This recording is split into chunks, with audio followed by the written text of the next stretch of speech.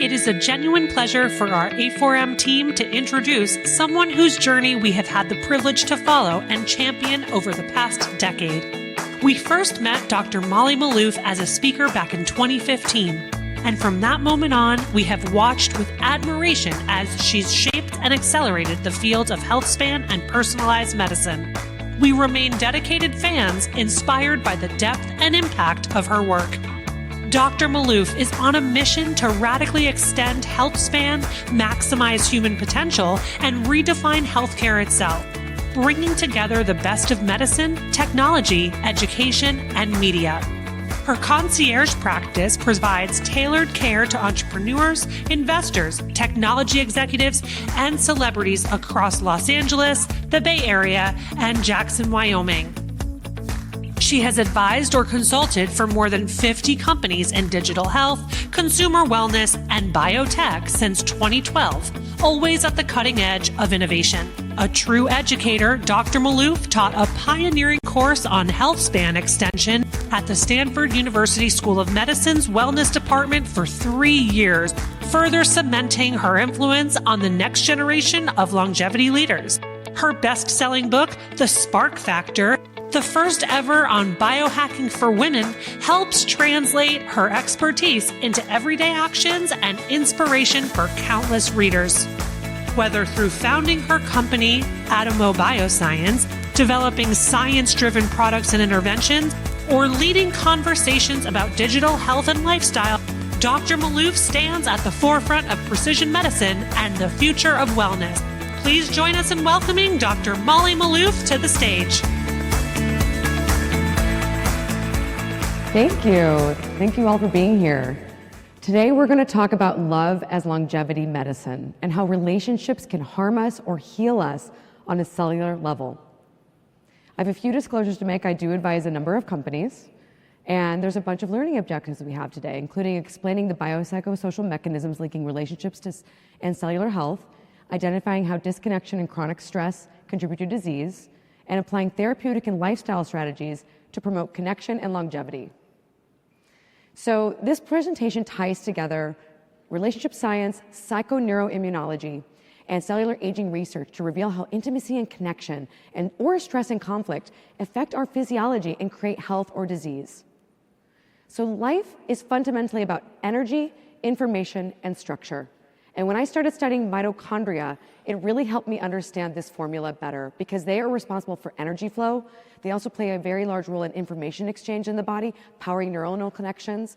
And without enough energy, we cannot maintain the integrity of the structure. So today we're going to investigate how in a person's life, we're always trying to figure out whether we are creating more health, more order, or more entropy and more disorder on a social and a cellular level. So if you really want to break down health to very simple pillars, our biology is programmed by this biological imperative to survive by gathering electrons through food to power our bodies, to protect ourselves, and to connect by forming relationships and reproducing and perpetuating the species. And fundamentally, this is based on polarity. So polarity powers life in the mitochondria. Every time you breathe air and eat food, you pull off electrons through an electron transport chain, powering a hydrogen turbine, generating ATP, creating an electrochemical gradient that generates a battery and a capacitor. But on a relational level, life is maintained by electrical charge differences as well. Polarity in relationships, the give and take of emotional energy, the balance of support and stress, the interplay of the masculine and the feminine, these sustain us similarly. And healthy relationships are maintained by energetic flow through complementary dynamics and mutual co-regulation. So we're at the dawn of mitochondrial medicine. You know, mitochondria do so much more than generate energy. They are also stress sensors, determining whether or not we feel safe or unsafe. They produce sex hormones, determining whether or not we can survive and reproduce. They also provide precursors for neurotransmitters, hormones, RNA, DNA, lipids, proteins, and connecting energy metabolism to cellular growth and endocrine function.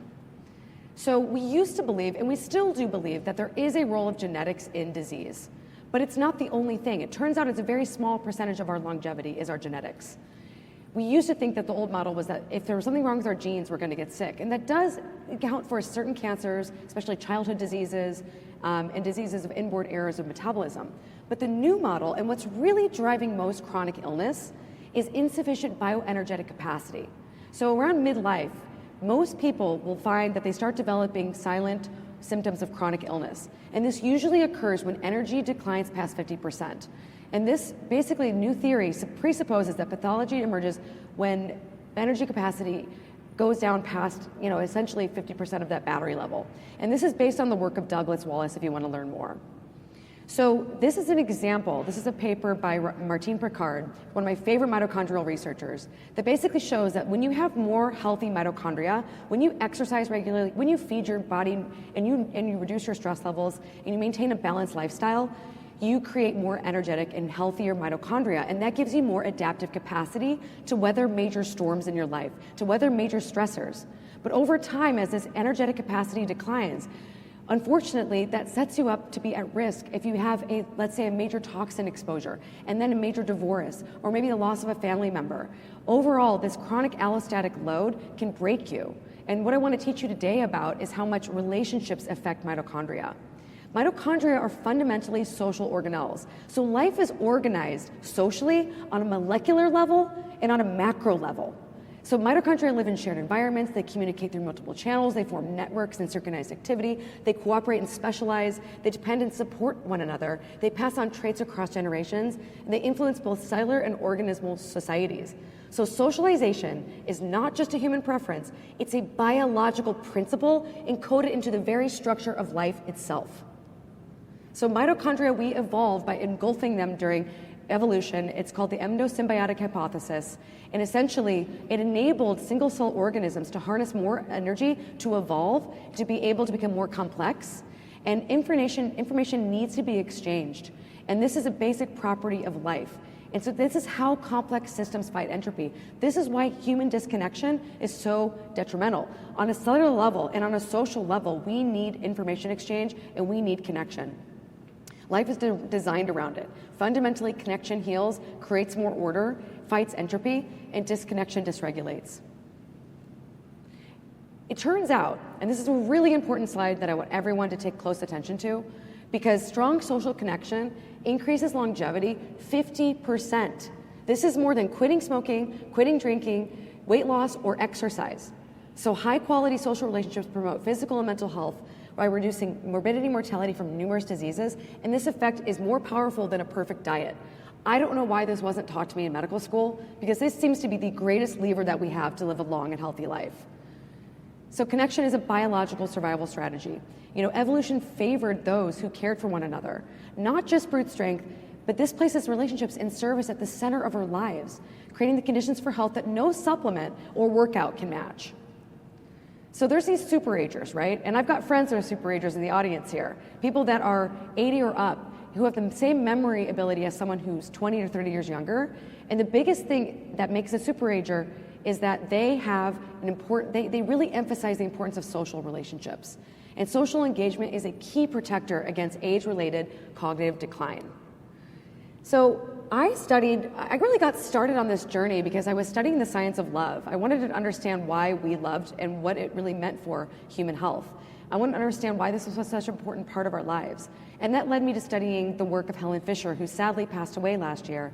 But she was one of my mentors, and she taught me about how there's 3 separate motivational drives of human reproduction and human love. There's the sex drive that drives us, that's really driven by testosterone and estrogen. And it's what creates polarity, it's what creates differentiation between the sexes, and also what drives us to reproduce and actually basically proliferate genetically. But then there's romantic love, which is really driven by dopamine, norepinephrine, and oxytocin, and it's this motivational system that drives courtship energy to a specific partner. And it really is essentially a biological addiction that's designed to get you to attach. And attachment, if we didn't evolve attachment, we wouldn't have survived as a species, because attachment is crucial and it's driven by oxytocin and vasopressin. And this is the pair bonding hormones that drive men in particular, are more vasopressin dominant, to defend, protect, and aggress to protect their kin. And then females are more oxytocin dominant. We have both of these in our bodies. And this really drives us to nurture. This drives us to really take care for children. So we evolved attachment as a core survival mechanism for the species itself. So healthy relationships fundamentally promote life. They produce oxytocin and safety signaling. They support longer telomeres and healthier epigenetic aging profiles. They activate the parasympathetic nervous system, and they improve neuroplasticity, improving cognition. So really fundamentally, early life is so crucial for shaping lifelong resilience. Early nurturing and safety in children builds deeply resilient humans. It creates more nervous system regulation, decreases health risks as adults. These kids have decreased developmental problems and more psychological resilience. So oxytocin is this biochemical bridge that really is more than just a love hormone.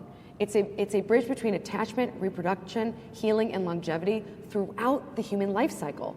And Sue Carter was also one of my mentors. She's married to Stephen Porges. He studies stress, she studies love, and she taught me all about oxytocin. And it's truly nature's medicine.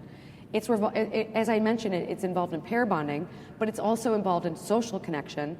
It's involved in birth. You know, when people get Pitocin, that's synthetic oxytocin.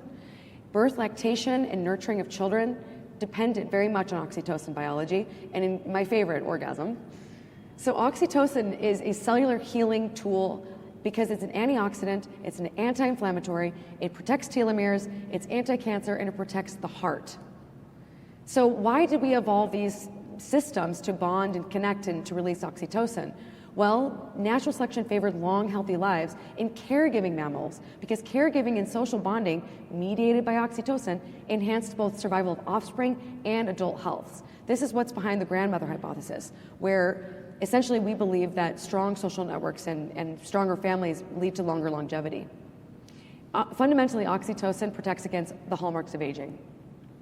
So hormesis is a really important principle of health span, and it's something that I studied very deeply, and I wrote all about in my book, The Spark Factor. But one thing that I didn't fully understand was the role of hormesis in socialization. So Sue Carter also taught me about social hormesis, and this is where relationships can be hormetic stressors. So anytime that we have moderate social demands, like having to cooperate in groups, having novel social experiences like coming to a conference and going to a massive expo and having a bunch of strangers around you, or even conflict resolution with your partner, that creates a bit of social stress on this system, on the neurobiology of your body. But this leads to, when you find connection at the result of that social interaction, let's say you're in the expo and you don't know anyone, and then you find someone that you do know and you get a big hug. That's oxytocin release in action, and this enhances your resilience. So the more that you socialize and give yourself these social stressors, the stronger you become. In the very beginning of that social interaction, you get this vasopressin, and you're like, oh, do I know these people? And then when you finally find someone that you trust, or you find someone who you find common ground on, you end up getting this oxytocin release. So it's important for people and doctors in the audience or nurses who are advising, the isolated and chronically ill patients that you have to get out and socialize. And you have to give them small doses. I always recommend that you encourage them to find their most social friend so that they can get out into the world and build more social networks. Because as we get older and social networks decline, chronic illnesses go up significantly. So I want to talk to you now. The second part of this talk is going to be about how unhealthy relationships contribute to disease. So childhood trauma, toxic relationships, loneliness, and caregiving stress all place a lot of stress on mitochondria and cells themselves. In adverse childhood experiences, I'm sure many of you guys have heard about these. There's a questionnaire that I give every one of my patients to find out, did they have ACEs growing up? Because if you have greater than four or more ACEs, you have a 12 times higher prevalence of alcoholism, drug abuse, depression, and suicide attempts. So this is something we should be screening for, because adverse childhood experiences really do set a person's nervous system up for hypervigilance and threat, and it creates a more pro-inflammatory state, which is why they're more at risk for adult illnesses. So there are things that can protect children against ACEs. Things like having caregivers who provide safe and stable nurturing relationships, having one stable parent in your life, living in an economically advantaged community. There's definitely protective factors and risk factors for ACEs. It's important to really screen people for these, because if you do have early intervention for children in particular, you can make a big difference in their lives. Discrimination is also something that is kind of underappreciated as a driver of disease, but discrimination really creates a more activated hypothalamic pituitary adrenal axis, and this has been linked to hypertension and heart disease.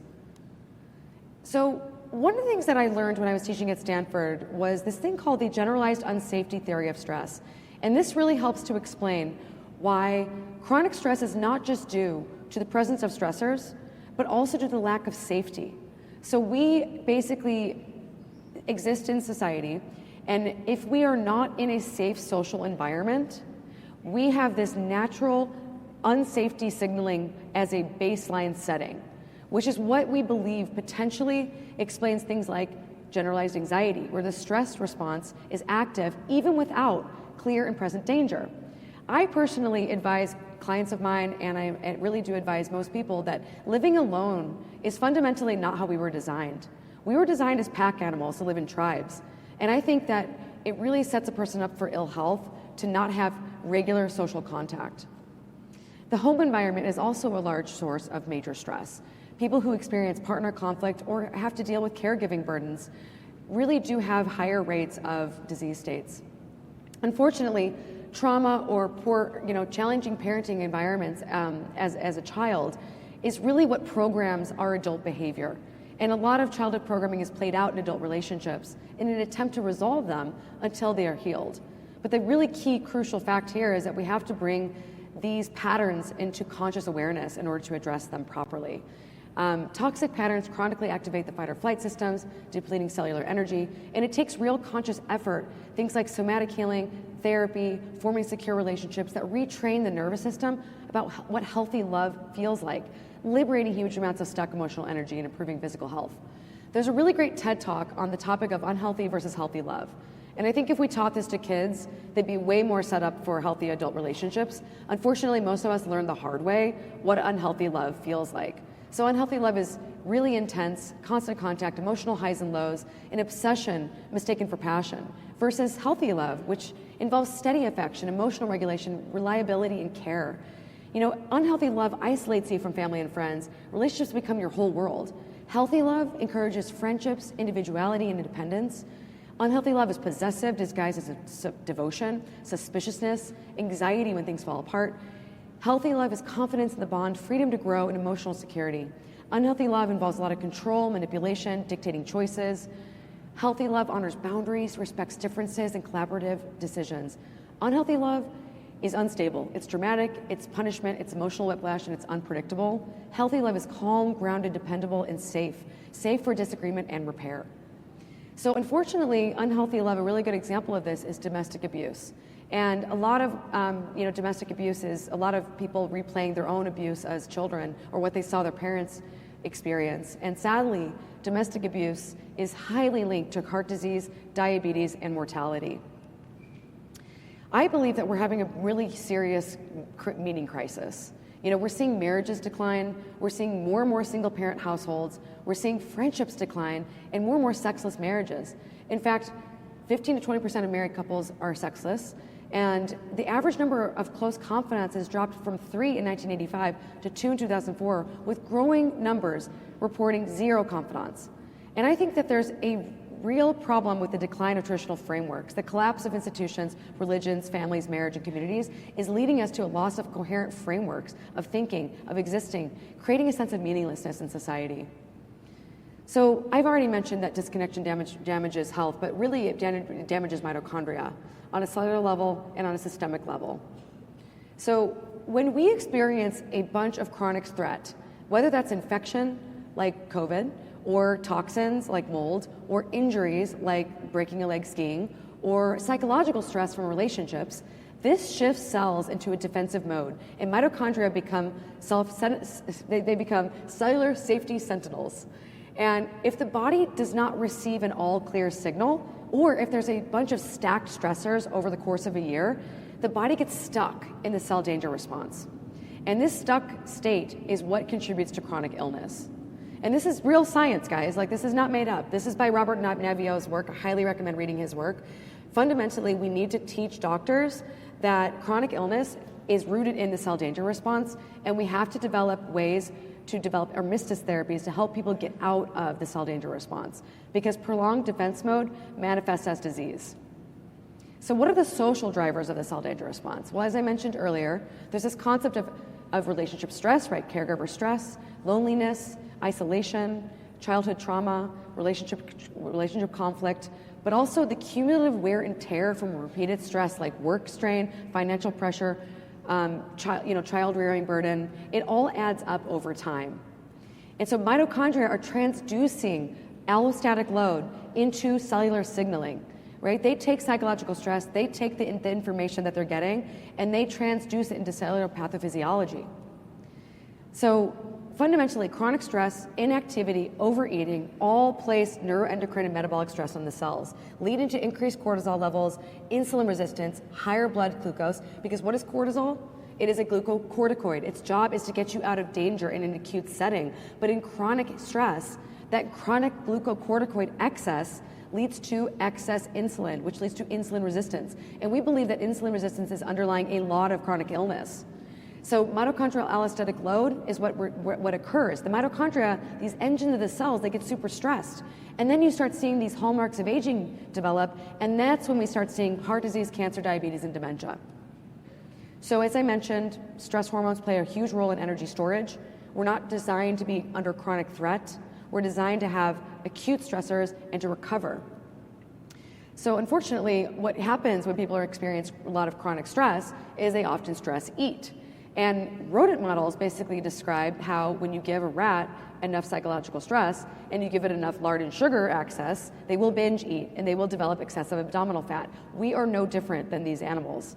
So previous day stress has been associated with lower fat oxidation and higher insulin production after a high fat meal in adults as well. So a lot of chronic dieters in particular are particularly vulnerable to eat in reaction to emotional events. And so, the way emotions are regulated affects eating behavior. Suppression of emotions leads to increased intake of comfort foods, and reappraisal or spontaneous expression does not. So social stress also contributes to neuroinflammation and depression. Microglial activation increases cytokines, which impair mitochondrial bioenergetics, and we need energy in the brain to produce BDNF. So if we have lower energy output in the brain, we start getting more we start having decreased neurogenesis, neurotransmitter depletion, synaptic loss, all due to oxidative stress. So it's really, really crucial to understand depression is not really just a social disease, it's a mitochondrial illness. And the loneliness epidemic, this is really pretty challenging, right? Like 1 in 2 adults are experiencing loneliness, and this is equivalent to 15 cigarettes per day, folks. So social isolation, we are not designed to live in isolation. Unfortunately, chronic loneliness activates the stress response system. And in the absence of relationships and a sense of safety, even when other basic needs are met, individuals fail to flourish. Addiction, this is particularly close to my heart because I know so many people that are dealing with addiction today. And it's really sad because the truth is that it's not merely a disorder of individual choice or chemical imbalance. It's really a disease of disconnection. When social bonds fail to provide natural reward, the brain's reward circuits seek artificial substitutes. So the takeaway message here is that addiction arises when social reward systems collapse. When human connection is missing, the brain's reward system searches for replacement stimuli, and drugs fill the void. Drugs, sex, food, you name it. And reconnection is truly the solution to recovery, as well as things like the 12-step program, and I believe spirituality plays a big role. So in the worst case scenario, the saddest state is suicide. So interestingly, when mitochondrial stress is prolonged, cells initiate apoptosis. This is programmed cell death. Similarly, prolonged disconnection leads to psychological analog, suicide. So suicide should be viewed as a tragic parallel to apoptosis on a social level. It's a systemic failure of connection when the individual concludes that their existence threatens the harmony of society. So restarting the healing cycle, we have to teach the body safety. So how do we do this? How do we get out of the cell danger response? Well, we have to support the healing cycle. And this is a really important slide because it's not just about fixing our social relationships.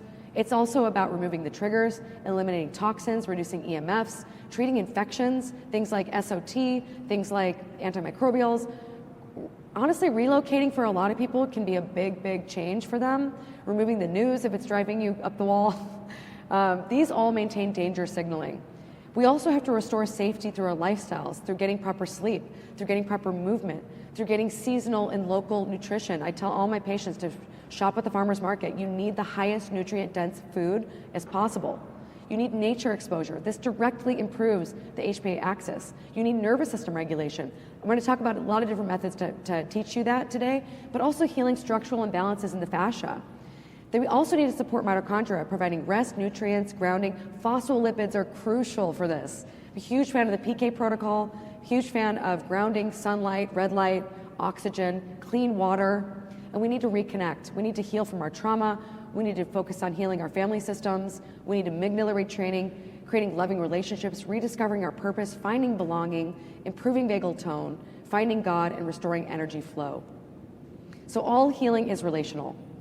All healing goes through a process of rupture and repair in the body and in relationships. So in relationships, when ruptures occurred, wounds can happen, emotions are going to flare, walls are going to go up. The thing you don't want to end up in your personal relationships is you don't want to end up with these Gottman's four horsemen. You don't want to end up in a relationship with criticism, contempt, stonewalling, and defensiveness. Because if you get stuck in this state, there's a very high likelihood of divorce. You have to reopen empathy. You have to become vulnerable again. You have to reopen communication, and forgiveness truly heals. Reconnection and trust will deepen, and intimacy will return. It's all about restoring healing by by having rupture and repair and completing a healing cycle socially and cellularly. The polyvagal theory is really important for anyone out there who deals with patients who've experienced trauma, because the body responds differently to traumatic experiences depending on the environment. So fight and flight is our sympathetic nervous system. It's what we do when we want to escape immediate threat. But then there's also freeze. This is the dorsal vagal system. This is what basically keeps you freezing in the context of danger so that you hopefully avoid attack. But then there's also the ventral vagal system, which is the safety system. This is the calm system. This is the system where when you see let's say you visit your parents and their dog is on the ground and the dog is laying open, having their belly open, they basically are fundamentally showing the ventral vagal. So post-traumatic growth versus post-traumatic stress. There are different predictors of each, and it's important to recognize that you don't have to develop PTSD after a major stressor, but there's definite predictors that you can encourage in order to avoid a massive life stressor becoming PTSD. So things like deliberative cognitive processing, making meaning through intentional reflection, social support, emotional disclosure, emotional regulation, optimism, having an internal locus of control, having a spiritual practice, being more extroverted, not for everyone, but some people like me, openness to experience. There are ways that we can protect against trauma converting to PTSD. So safety heals through oxytocin, through trust, and through love. According to Stephen Porges, the founder of polyvagal theory, resilience is an emergent property of connectedness. And healing occurs not just through effort, but through the body's regained ability to access calm and connection. So how do we regain a safe nervous system? I mean, this is not easy, guys. This is hard work, and this is unfortunately the reality. We have to teach our patients strategies on how they can regain healthy nervous system regulation. So there's bottom up. There's things like slow breathing, breathwork practices, vocal toning, vagal toning, somatic movement, yoga, dance, touch, and co-regulation. But there's also things like the Safe and Sound protocol that Stephen Porges invented, which is actually just listening to music that's been filtered to activate the social engagement system. But then there's top-down interventions, things like mindfulness, self-compassion practices, loving kindness meditation, relational psychotherapy, NLP hypnotherapy, somatic experiencing, HRV biofeedback, EMDR, and even brain spotting. All of these are phenomenal tools that you can use to repattern the brain and recalibrate the nervous system. And if you haven't heard about all of these, they're really worth discovering because they're really a necessary piece of the healing puzzle, and most physicians have never even heard about them. There's also neurostimulation. I'm a big fan of things like the Neuropod, the NeuFit by Newbie. It has a master reset setting, and these can directly enhance vagal tone, directly reducing inflammation and promoting neuroplastic recovery. So resolving the cell danger response is about regulating the nervous system, changing the social environment, and even raising consciousness. It turns out that psychedelics under guidance can be a source of hormesis and may actually play a role in helping a person regain the capacity to have a regulated system. But also I believe spirituality is important as well. So how do we also restore safety therapeutically? Where can you send your patients and why when they're dealing with a chronic cell danger response system, an activated nervous system, unable to exit chronic threat. There's things like trauma release exercises that release deep tension, resetting the sympathetic overdrive. There's EMDR, which reprocesses trauma using eye movement desensitization. There's brain spotting, which is similar to EMDR, but is actually about accessing implicit memory. And somatic experiencing, which increases interoception, giving you the ability to feel your feelings more effectively. Emotionally focused therapy is great for couples for repairing attachment wounds. Primal trust, DNRS, the Gupta program, all of these are designed for reconditioning chronic fear loops. You can even get coaches that help you through these. Then there's somatic relational practices, and then even the Adama method, which I co-created with a couple amazing sex therapists that's very helpful for creating a more regulated nervous system for couples.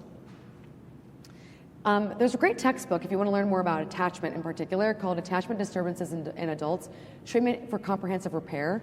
And they basically discuss 5 separate factors in the formation of secure attachment patterns. So you can relearn attachment as an adult through therapy, with a healthy partner, or even through imaginary security figures.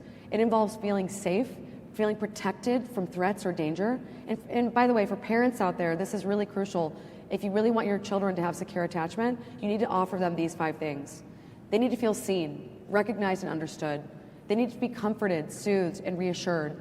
They need to feel valued, delighted, and desired, and they need to be supported to be their unique selves and to explore their inner and outer experience. So investing in your primary relationship is also very important because your primary relationship ends up being a major, major factor in our health or our disease. And I went to a Tony Robbins relationship seminar and got this slide, which I thought was one of the most beautiful slides I'd seen on, it's based on the work of Michael Gurian. And it really kind of helps to explain that relationships are not just about the romantic love phase. They really come in seasons, and every season has its challenges. But if you stick with it and you work through challenges, you will be able to develop a lifelong love. So soulmates aren't found, they're created. They come from trust, consistency, and shared effort. Love this deep is not passive. It's the result of work, 2 people who choose each other again and again through every season of life. And I just love Jillian Turecki. If you don't follow her, she has an amazing podcast, one of the best relationship experts I found. Sexual intimacy is also linked to longevity. In fact, it gives you a 50% survival advantage in men with the highest orgasmic frequency, and for men and women who report sex greater than or equal to 52 times per year, 49% lower mortality. So sex is really important. As is having shared meaning and purpose. You and your partner need to have a shared vision of your lives so that you don't grow in separate directions. This has actually been linked to improved cardiovascular protection in couples with greater purpose. But then also spirituality, right? Turns out that religious service attendance greater than or equal to once a week is associated with 68% lower risk of deaths of despair, deaths from drugs, alcohol, or suicide, 33% lower all-cause mortality, and 17% purpose of life. So really what we're thinking about right now, and what this talk is fundamentally about, is this new paradigm for chronic disease.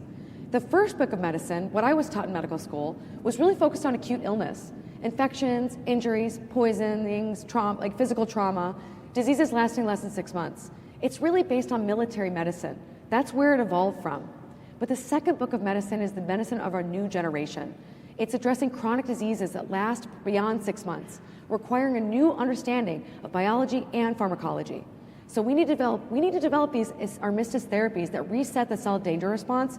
There's actually research on things like disulfiram for Lyme's disease, various peptides I'm going to discuss that restore peacetime metabolism. The goal is to shift medicine from fighting disease to reestablishing biological safety and repair, and what I hope is enhancing health span. So one of my favorite tools in the toolbox that I do myself, and there's actually only 250 practitioners in our own country, but in Europe, neural therapy is like the standard of care. Almost every specialty learns neural therapy. This is really a phenomenal intervention. It's when you get, and not for everybody, because if you have needle phobia, it's not for you, but you get injections of procaine into your nerve ganglia and into interference fields that basically enables better energy flow and resetting the peripheral nervous system, allowing you to have a reset. It's honestly a full body neural therapy session feels like about a meditation retreat in 2 hours. And a lot of people heard about the stellate block. The stellate block is one nerve ganglia. You have all these ganglia throughout your peripheral nervous system that can be addressed. I really recommend looking up Dr. Tudor. He's a physician in Sedona. He's by far one of the best in the country. Huge, huge fan of him. As I've mentioned, psychedelics might play a role as hormesis therapies, with the caveat that there are certain populations of people that are definitely higher likelihood for psychosis, people with a family history of psychosis, people with schizoaffective disorder, schizophrenia, bipolar disorder, depression with psychotic features should not use psychedelic medicine. People with family history as well. But these do act as hormetic stressors, especially things like ayahuasca journeys, psilocybin journeys, and even ibogaine has been shown to basically develop a hormetic experience where you have a very difficult initial experience by where all of your traumas and all of your pain are coming up. But then in the context of a safe environment with a safe therapist, you can complete the healing cycle and actually reprocess trauma in a safe space. And actually, interestingly, recent research has suggested that psilocybin may act as a geroprotective agent and a substance that can promote healthy aging and potentially treating age-related diseases. So I think we're going to see a lot more in this space of pharmaceuticals. Then there's dietary mitochondrial strategies. There's actually literal research that NAD can reverse stress-induced social deficits, that MCTs and ketones can enhance social dominance, reduce social anxiety, that LCAR can reverse stress-induced depression, and that ketogenic diets are being used to treat schizophrenia and to treat brain disorders. Exercise is also a really important hormetic intervention, but I would also recommend that you try group sports, because group sports involve novelty, they involve socialization, and they involve shared experiences. Peptides are also a great form of hormesis therapies. I'm a huge fan of peptides. Things like BPC-157 and TB500 and KPV, phenomenal as anti-inflammatories, helping with tissue integrity and repair. Epitalon, one of my favorites to take, or also pinealon. For those who have a family history of cancer or have cancer, I recommend pinealon.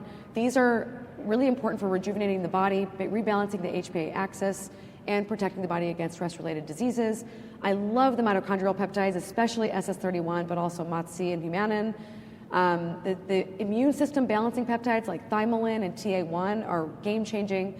And then Cmax and Link and cerebrolysin are my favorite neuroactive peptides that are really important for healing and regeneration of the brain, reducing stress, improving cognition, improving neuroplasticity.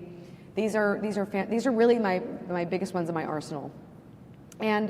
But I would definitely recommend, if you're going to use peptides clinically, trace the sourcing to the API, trace it to the country of origin, get the COAs, ensure that you're giving the highest possible quality product to your patients. It's fundamental to them working. So what I want to leave you with is that life is energy and relationship. And if you want to keep the spark alive, you need to cherish your physical body, nurture your body, treat it as a temple, take care of your mitochondria. You need to cherish your relationships, uplift others, resolve hurts, forgive people as much as possible, practice kindness, because connection truly is medicine. And energy fuels connection, and connection fuels energy. It's this positive feedback loop. So how to stay in touch with me, how to find me on my Instagram at drmolly.co. Send me messages on LinkedIn at Molly Maloof MD. You can find me on X, and my website is www.drmolly.co. Thank you.